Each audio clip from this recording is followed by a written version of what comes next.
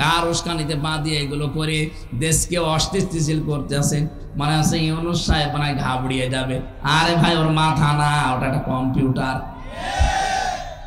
কি বলে দেখেছেন না যে এতটুকু একটা দেশ আর 18 কোটি মানুষ আমরা বাস করি। বিশ্বের কোন দেশ নেই যে এত মানুষ এতটুকু জায়গায় থাকে।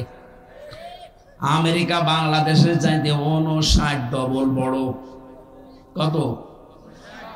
এরকম 59টা বাংলাদেশ পাশাপাশি রাখলে যত বড় হবে, এক আমেরিকা একা এত বড়। কিন্তু লোক সংখ্যা বাংলাদেশের তুলনায় কতটুকু?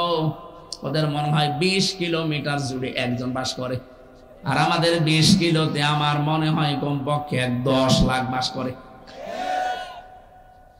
ইউনূস সাহেব ঘোষণা দিয়েছে না, বিশ্বে আমি চলাফেরা করি, আমি দেখেছি আমাদের 18 কোটি হাতকে আমরা আর ভিক্ষার হাত বানাবো না, আমাদের 18 কোটি হাতকে আমরা কাজের হাত বানাবো। এই জনশক্তিকে, এই জনসংখ্যাকে জনশক্তি রূপে যদি পরিগণিত করতে পারি, বিশ্বের বিভিন্ন দেশ হা করে আছে আমাদের এই দক্ষ শ্রমিক নেওয়ার জন্য। আজকে আকিস গ্রুপের যে হেলিকপ্টার ছিল, পাইলট আমাকে নামিয়ে দিয়েছিল রংপুরে। আসার সময় দেখছিলাম এই যে সাড়িয়াকান্দি জামালপুরের এই লাইন দিয়ে ঢুকছিলাম, পাইলট আমারে বলছে, হুজুর এই যে ইন্ডাস্ট্রি গুলো দেখতে পাচ্ছেন না, এখন কাজ বন্ধ হয়ে পড়ে আছে। আফসোস লাগে আমার, এই দেশে 15.5 বছরে যত টাকা পাচার হয়েছে, টাকাগুলো পাচার না করে ওই শয়তানরা যদি দেশে কর্মসংস্থান তৈরি করে দিত, হাজার হাজার যুবক যুবতীর বাইরে যাওয়া লাগতো না, এখানে উপায় করতে পারত। আমার তো মনে হচ্ছে 2024 সালটা আল্লাহ রাব্বুল আলামিন এই পৃথিবীতে বানিয়েছেন স্বৈরাচারদের পতনের জন্য। এটা গেল আমাদের দেশের, কয়দিন পরে বাশার আল আসাদ গেল, আর একটা আছে সামনে, এটাও যাবে। এটা পৃথিবীর স্বৈরাচারের যে 6 জন আছে তার ভেতরও দাদার নাম আছে, আমি নাম নিলাম না। ওইটা যে ধতি ধরে টান দেওয়া আরম্ভ হয়েছে, এর গদিও গেল গেল। ট্রাম্প সাহেব বলছে আমেরিকা এখন পৃথিবীতে সব এক হয়ে গেলে আমেরিকার সাথে পারা কায়দা নেই। আমি মুখে বললে তো হবে না, বাস্তবতা। এজন্য ট্রাম্প সাহেব যা বলেছে যদি করে ফেলে, শেষে আমাদেরকে এখন দাদা ভাই বলছে, শেষে বাপ ডাকবে। ইউনূস সাহেবকে আমার মনে হয় বাপ ডাকলো বলে, বলে বাপ একটু বলে দেন, কারণ ওরাও জানে যে ইউনূসের খুঁটি কোথায়। ওর দড়ি শুধুমাত্র ইন্ডিয়া পর্যন্ত না, ওর দড়ি একেবারে জায়গা মতো আছে। এই জন্য তো কিছু বলতে পারে না, যে একটু টাচ দিয়েছিল বাংলাদেশের অশান্ত হলে 7 সিস্টার অশান্ত করে ফেলবো, খুব চুপ হয়ে গেছে। কয়েকটা এই যে হকার সাংবাদিক নামে কলঙ্ক মলম বিক্রেতা, আমার মনে হয় এদেরকে ধরে বাংলাদেশে এই হিজড়াদের হাতে ছেড়ে দেওয়া দরকার, ছিড়িয়ে খেয়ে ফেলবে। প্রথম আমরা ন্যায় বিচার চাই। ছাত্র ছাত্রীরা এইটাই রাজপথে বলেছিল, ওই ওয়ান বলেন বলেন, আল্লাহ বলেন ন্যায় বিচার কায়েম কর। এখন আদলটা কি? পৃথিবীর যত নবীকে আল্লাহ পাঠিয়েছেন, প্রতিটি নবীর জীবনী আমি কম বেশি পড়ে দেখলাম, কোন নবীকে আল্লাহ আদল দেয়নি। প্রত্যেক নবীকে আল্লাহ দিয়েছিলেন ইনসাফ। কি দিয়েছিলেন? ইনসাফ। আপনি নবীদের জীবনী পড়ে দেখবেন, তাদেরকে আল্লাহ ইনসাফ দিয়েছেন। নুন সিন ফা না, নুন সোয়াদ ফা, নিসফুন, এর শাব্দিক অর্থ অর্ধেক। এই জন্য নবীরা দেখতাম বিচার করত, কোন নবীর কাছে বিচার আসলে তারা অর্ধেক সমান সমান করে দিত। হযরত সুলাইমানের কাছে বিচার নিয়ে এসেছে 2 মহিলা, একটা ছেলে 2 জন মা। এক ছেলে 2 মা হয়, হয় একটা আসল একটা নকল। যেহেতু ডিএনএ টেস্ট করার মতো কিছু ওই সময় নেই, কিভাবে পরীক্ষা করে দেবে? ডাক দিয়ে বললেন, ঠিক আছে ছেলেটাকে আমার সামনে রাখো, আমার হাতে তরবারি দাও, আমি একেবারে সমান ভাগ করে 2 জনকে দিয়ে দেই। যেটা নকল মা ওটা বলছে ঠিক আছে আপনি করেন। আসল মা যেটা বলে, বলে দরকার নেই, আমার সন্তান আমি দিয়ে দিলাম, ও বেঁচে থাক। সুলাইমান নবী বুঝে ফেলেছেন যে আসল মা কোনটা। অন্যান্য নবীদের জীবনী থেকে জানা যায় তাদেরকে আল্লাহ ইনসাফ দিয়েছিলেন, তারা ইনসাফ কায়েম করতেন। আর আমাদের নবীকে আল্লাহ ইনসাফ তো দিয়েছেন, পাশাপাশি তাকে আদল দিয়েছেন। আদল কি? মা মানাল আদাল লগাতানা শারহান। আদল তিন প্রকার। এক নম্বরে আদল আল্লাহর সাথে, দুই নম্বরে আদল রসুলের সাথে, তিন নম্বরে আদল হবে সৃষ্টি জগতের সাথে। কথা বলে না কেন? আল্লাহর সাথে আদল কি? আল্লাহ পাক যেদিন আমাদের রূহের জগতে আদম নবীর পৃষ্ঠদেশ থেকে বের করে বলে আলাস্তু বিরাব্বিকুম, আমি কি তোমাদের রব না? এক বাক্যে সবাই জবাব দিয়েছিলাম ক্বালু বালা, অবশ্যই আপনি আমাদের রব। এই যে স্বীকার করে আসলেন, এই স্বীকৃতি যদি দুনিয়ার এই ছোট্ট জীবনে আমি মিলাতে না পারেন, আপনি আল্লাহর সাথে ন্যায় বিচার আদল করতে পারেননি। কথা বোঝেন আমার? আল্লাহর সাথে স্বীকৃতি দিয়ে এসেছিলেন রব, আপনাকে আমি মানি, অথচ রব শব্দের 5টা অর্থের একটাও আপনার জীবনে পাওয়া যায় না।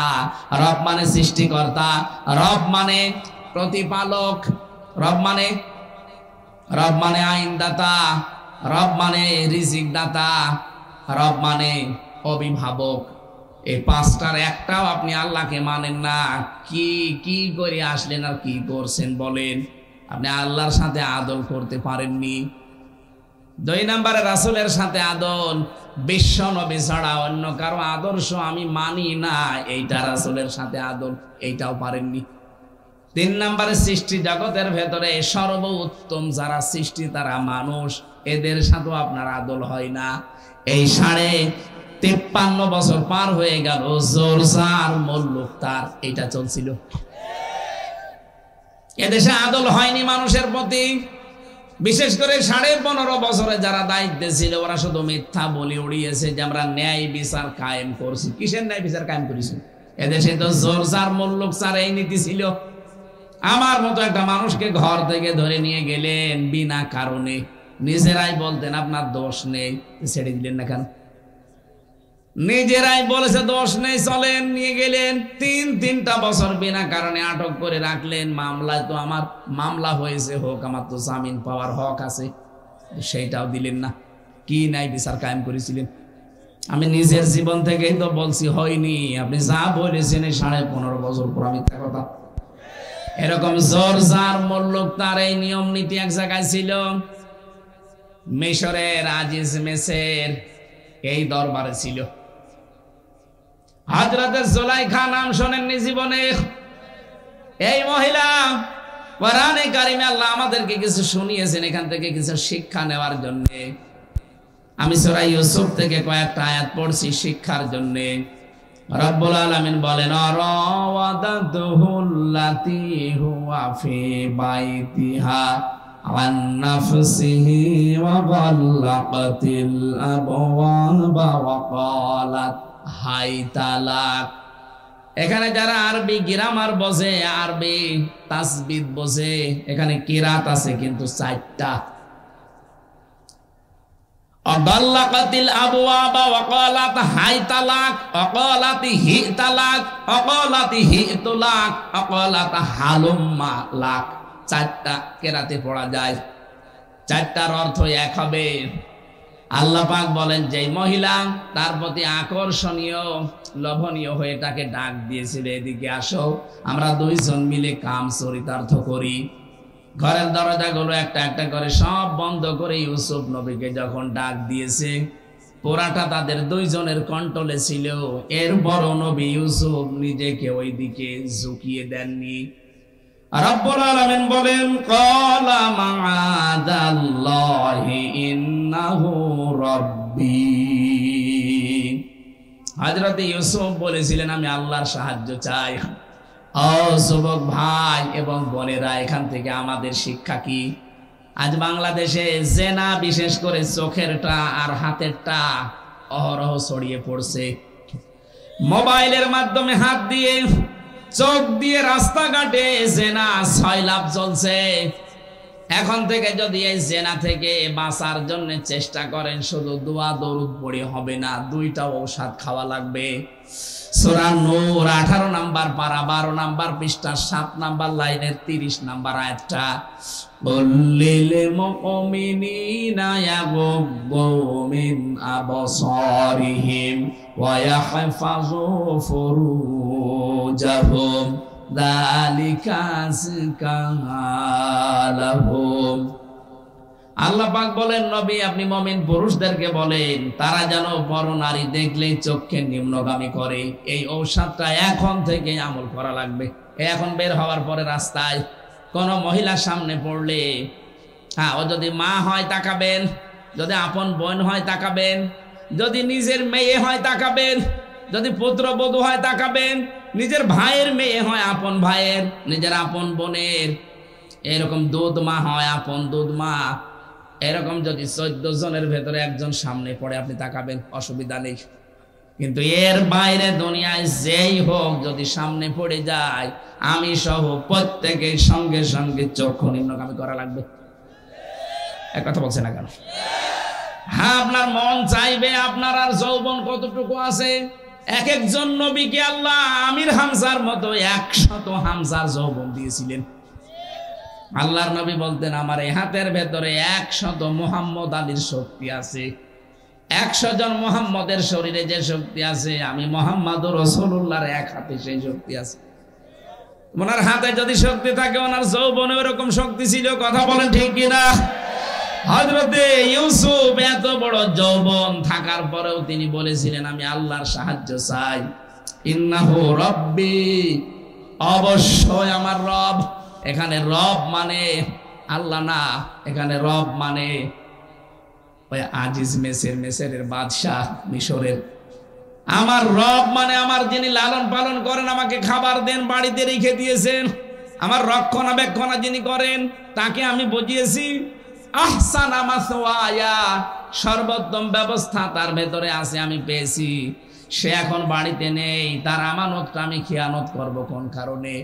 ইন্নাহু লা ইউফলিহুজ যালিমুন, কোন জালেম কোনদিন সফল হচ্ছে না, হবেও না।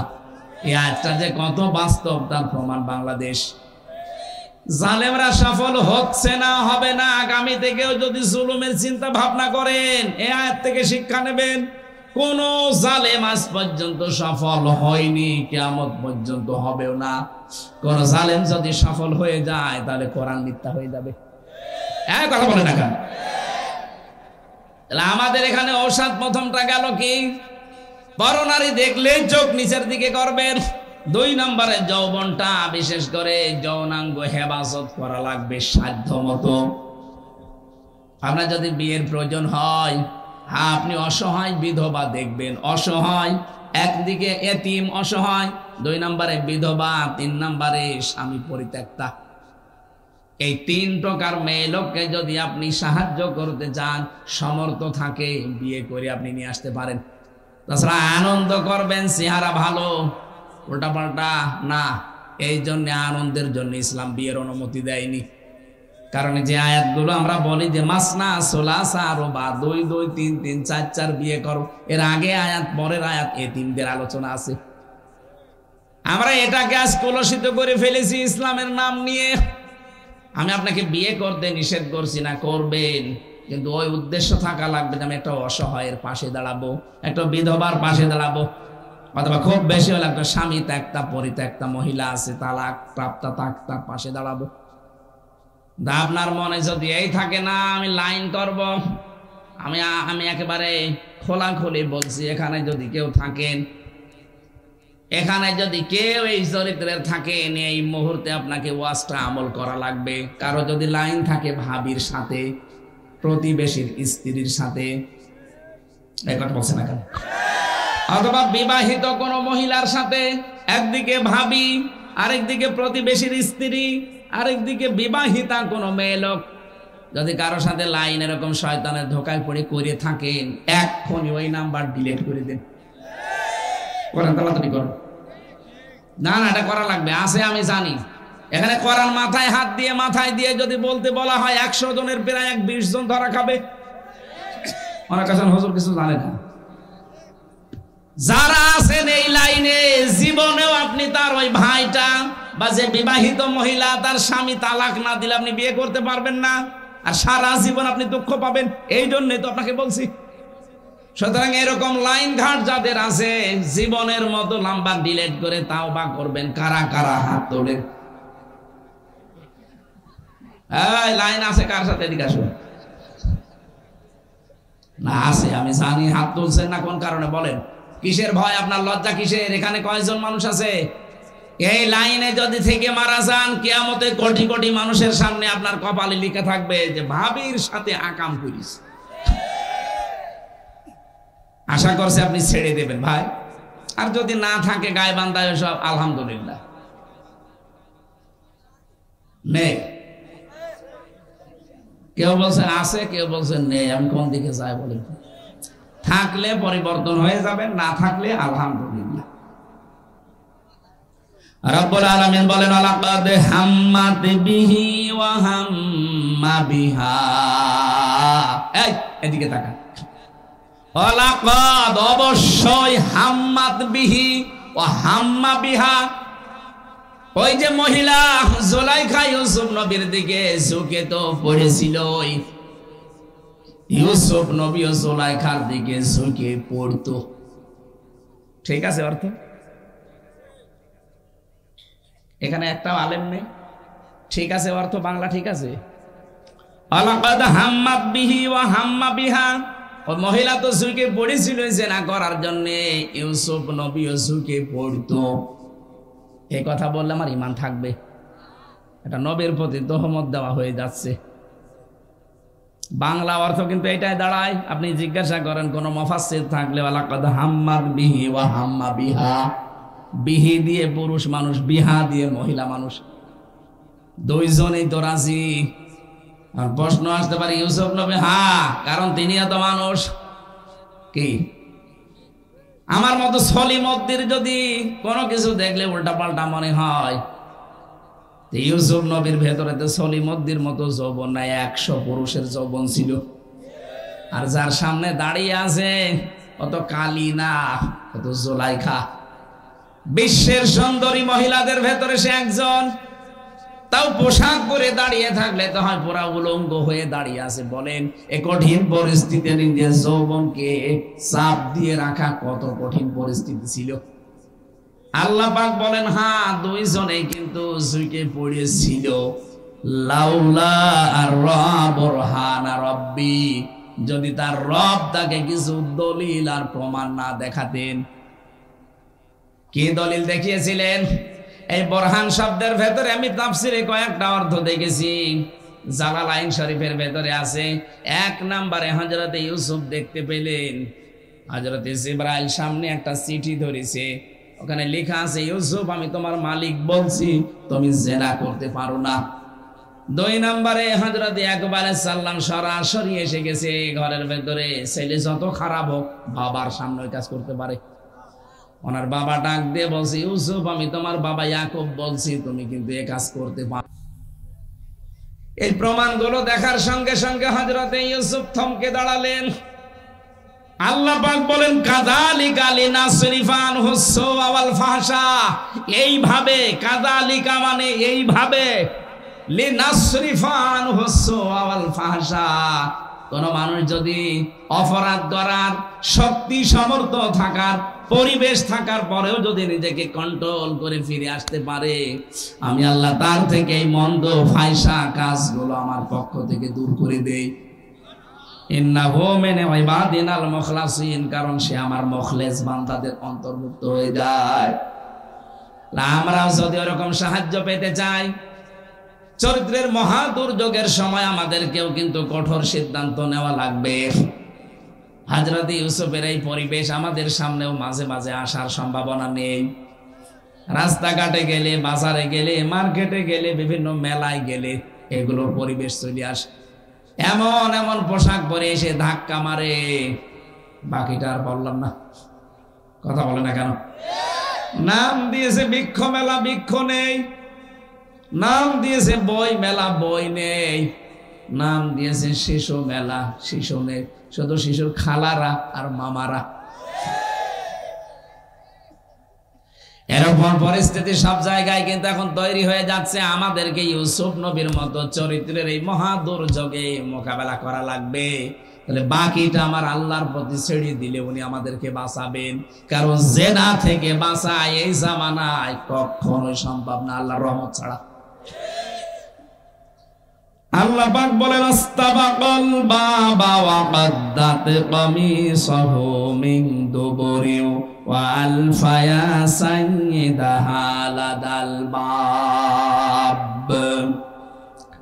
দুইজনে দৌড় দিয়েছে। হযরতে ইউসুফ যখন দেখলেন একজন ফেরেশতা সামনে চিঠি নিয়ে দাঁড়িয়ে আছে, লেখা আছে ইউসুফ আমি তোমার মালিক বলছি তুমি কিন্তু জিনা করতে পারো না।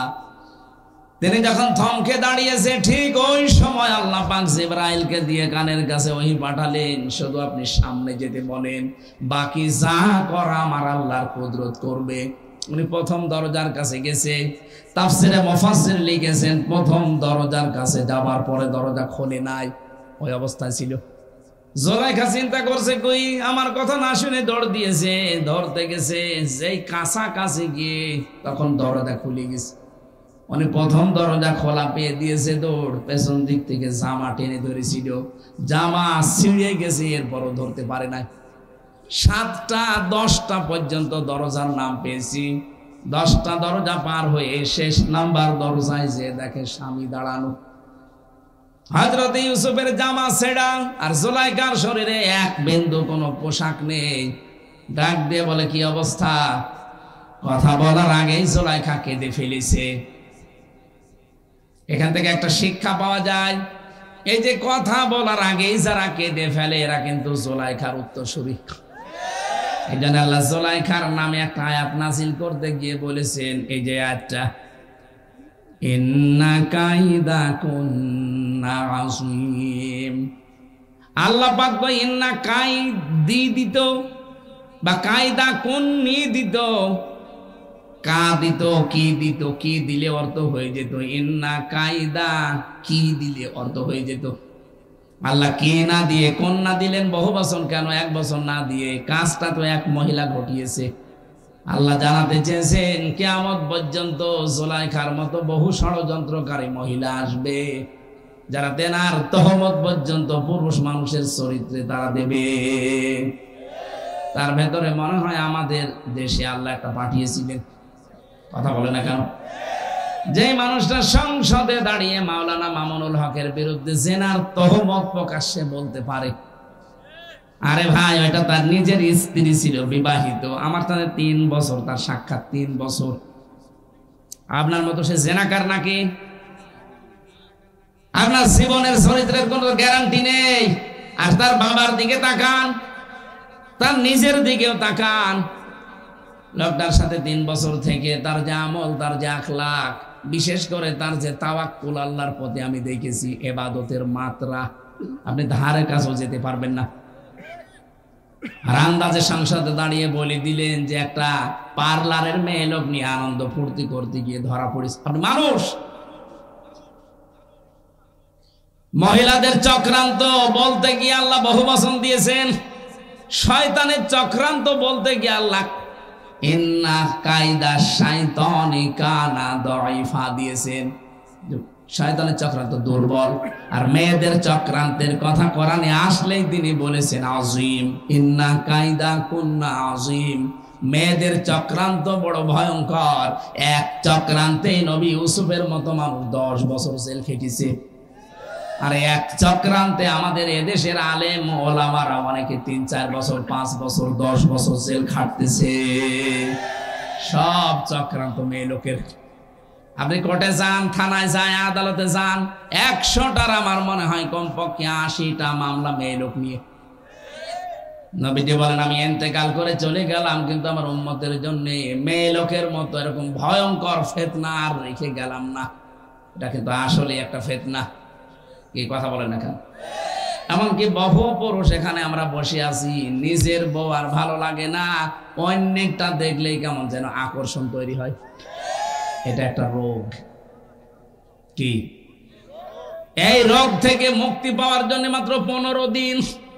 মাত্র 15 দিন কোন মেয়ে লোকের দিকে চোখ পড়ে গেলে সঙ্গে সঙ্গে নিম্নগামী করবেন, মন চাইলেও নিচু করবেন। আর লজ্জাস্থানটা হেফাজত করে রাখেন। 15 দিন পরে দেখবেন নিজের স্ত্রীর প্রতি আকর্ষণ চাহিদা বাড়তেছে।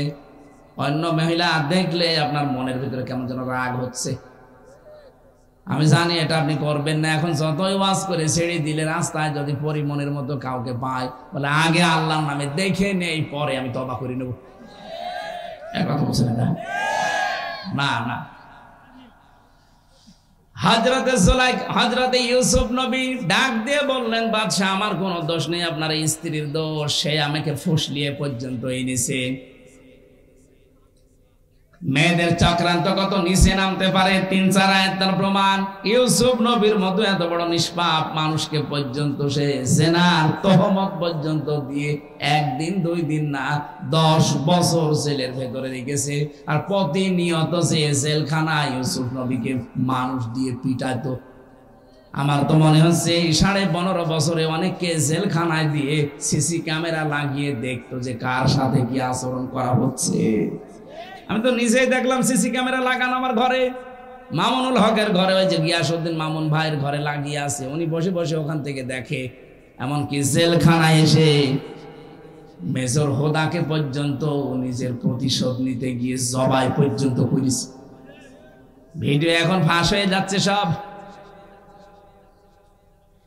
আমরা এখান থেকে শিক্ষা নেব।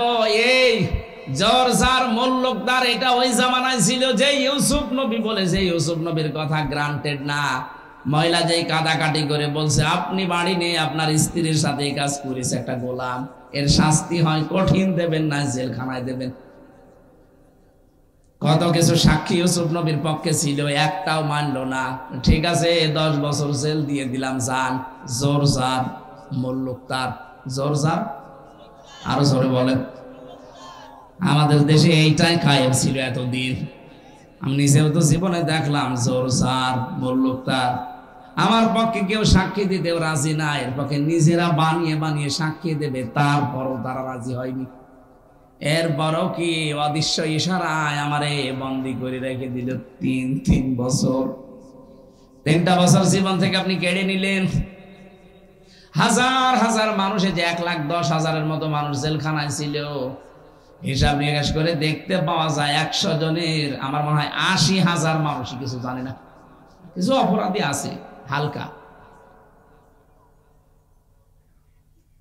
এই জন্য আদল আমাদের সৃষ্টি জগতের যারা আসল আল্লাহর সৃষ্টি মানুষ, এদের সাথে হয় না। বাকি যে মাখলুকাত গুলো আছে তাদের সাথে সৃষ্টির আদল কিছুই নেই।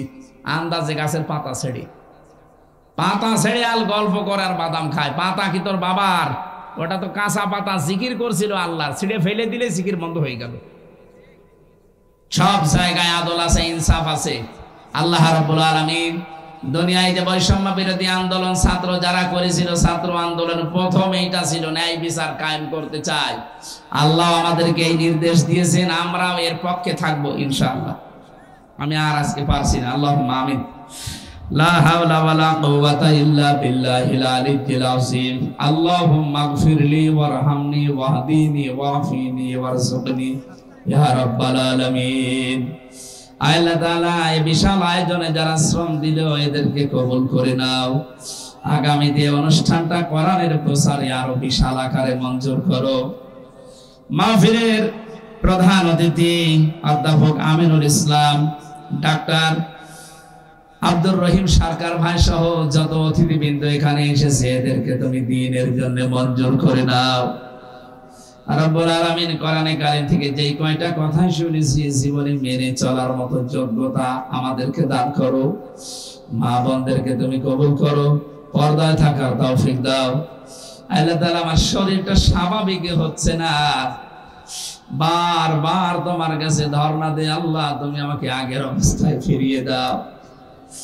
কে খাওয়িয়েছে ওরা জেলখানায় আমি জানি না। আল্লাহ আমার শরীরটা ভেঙে গেছে একেবারে। কথা বললেই বুকে ব্যথা করে, কথা বললেই কণ্ঠে ব্যথা করে। তোমার কাছে আমি সাহায্য চাই আমাদের জাতির পিতা ইব্রাহিম নবীর মতো। ওয়াইদা মারিদতু ফাহুয়া ইয়াশফিন। আমি যখন অসুস্থ হই তুমি তোমাকে শিফা দাও। আল্লাহ মেহেরবানি করে আমার কণ্ঠটা, আমার শরীরটা তুমি আগের অবস্থায় ফিরিয়ে দাও। আল্লাহুম্মা গফিরলি ওয়ারহামনি ওয়াহদিনি ওয়াফিনি ওয়ারযুকনি ইয়া রাব্বাল আলামিন। এই মাহফিলের বরেণ্য সদস্য যারা আছে আল্লাহ এদেরকে তুমি দ্বীনের জন্য মঞ্জুর করো। এলাকায় মাটির নিচে যারা আছে কোরআনের জন্য তাদেরকে মাফ করে দাও। ডাক্তার সোনা ভাইকে তুমি কবুল করো। কত মানুষ এই মাহফিলের জন্য শ্রম দিয়েছে, যে যেভাবে এগিয়ে এসেছে আল্লাহ তোমার রহমত তার দিকে এগিয়ে দাও। আলহামদুলিল্লাহি রাব্বিল আলামিন। লা ইলাহা ইল্লাল্লাহু মুহাম্মাদুর রাসূলুল্লাহ।